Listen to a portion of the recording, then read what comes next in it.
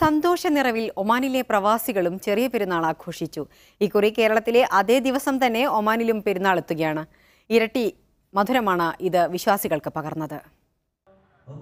ഒമാന്റെ വിവിധയിടങ്ങളിൽ മലയാളി കൂട്ടായ്മകളുടെ നേതൃത്വത്തിൽ ഒരുക്കിയ ഈദ്ഗാഹുകളിൽ മലയാളികൾക്ക് പുറമെ നൂറുകണക്കിന് മറ്റു രാജ്യക്കാരും ഭാഗമായി.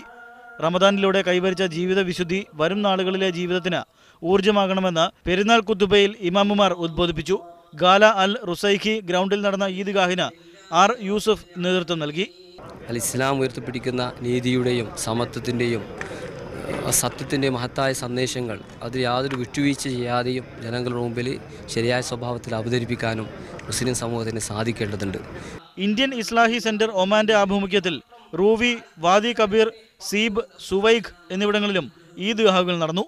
സൗഹൃദത്തിൻ്റെയും സാഹോദര്യത്തിൻ്റെയും ഒരു പെരുന്നാൾ സുദിനത്തിലൂടെയാണ് ഒമാനിലെ പ്രവാസി സമൂഹം. Bino's Kottarakkara, media 1, Muscat.